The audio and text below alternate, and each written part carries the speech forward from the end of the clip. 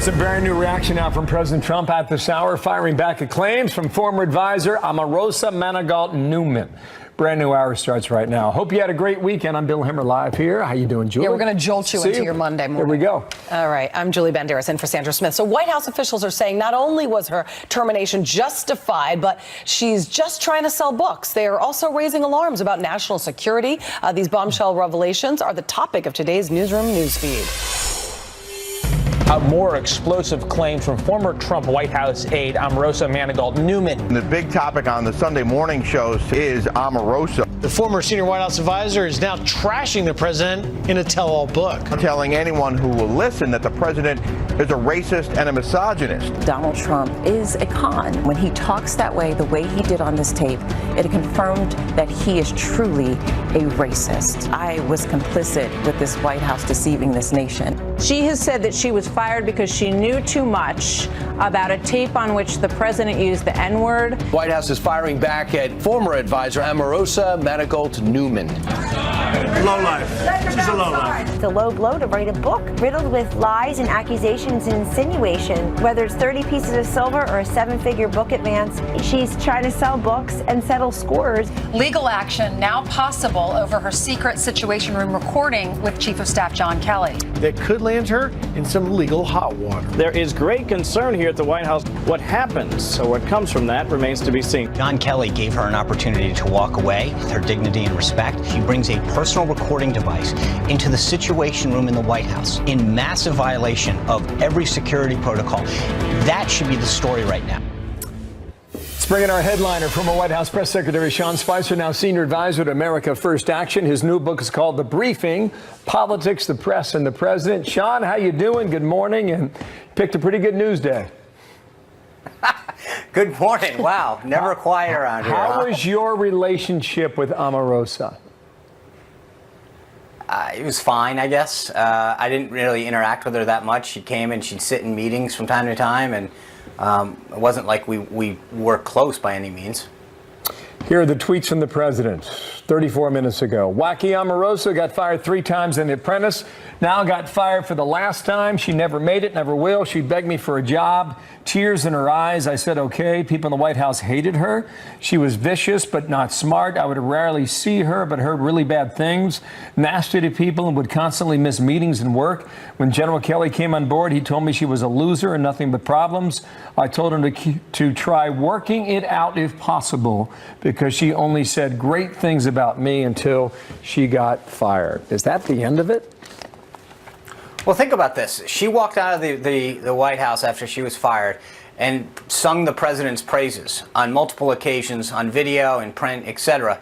And then within weeks is peddling a deal with publishers to say anything that she could to make money on a book deal. So that tells you all you need to know about her. The reality is that when she left, she says that she resigned. Now she says she was fired.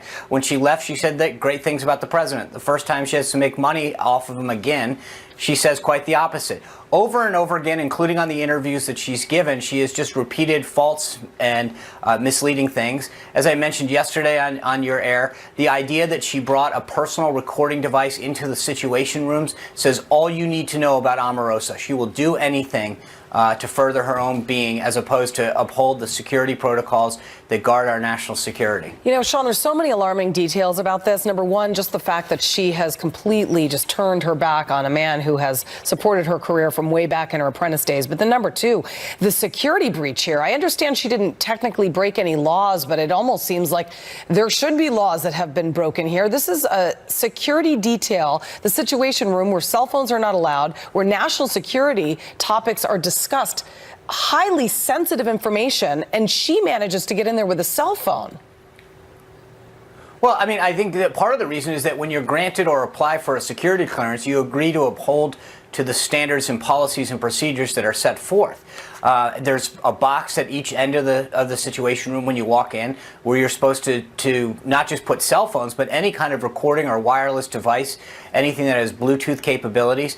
And so you've got to wonder, she clearly went in there not just in violation of it because she carried the phone, right, but she had it on record.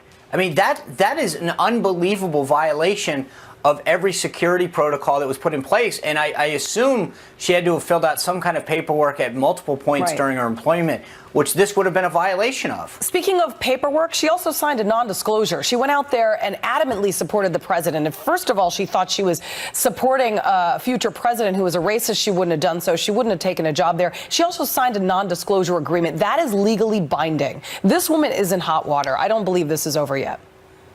Right, but also, I mean, she started to make accusations about me yesterday in my book, which are completely false and inflammatory. I mean, look, here's the reality. I left the White House September 1st of last year. I made an agreement to pen my book in December, and I turned in that work in May. I didn't join America First until June 15th. She claims that I was paid hush money. If so, she should provide evidence, because I'd love to know where that money went. I didn't receive any hush money. I didn't join America First until June 15th. So, you know, I think I'm probably due a little of that hush money. Well, she claims I took. I heard you make the comment that she never reached out to me, and she should have, and I would have given her a comment, but I never heard contact. Play soundbite number 2, guys.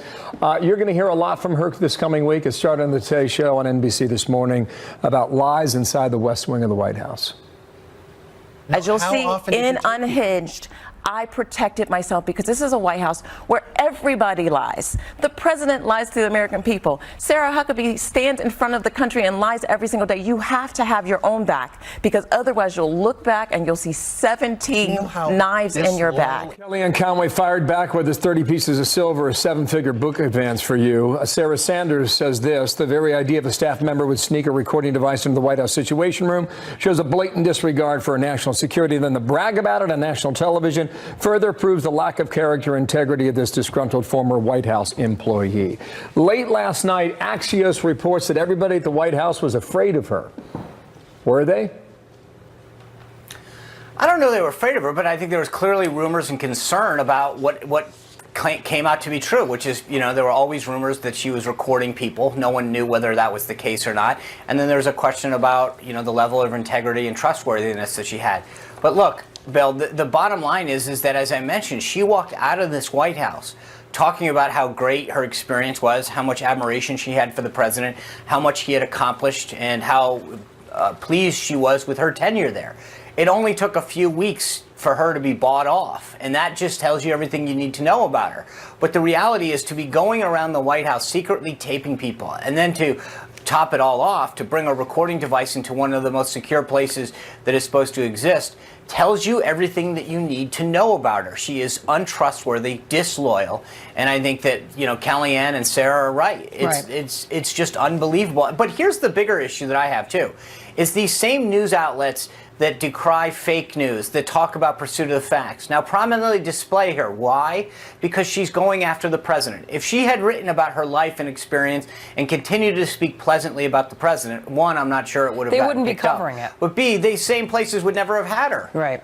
All right, I want to move on to a more pressing topic here, and this is Rudy Giuliani. He has essentially come out and said that the president would sit down with Robert Mueller. This debate has been going on since you were in the White House and continues. So now he's saying if it's after September 1st, he's not going to do it because of the midterms. He's also laid some groundwork out, essentially saying, look, if he does it, they'll talk about collusion with Russia in the 2016 election. They won't talk obstruction of justice. I want you to play soundbite 7 from Rudy Giuliani talking about how he wants an investigation of the Mueller investigation. Listen to this.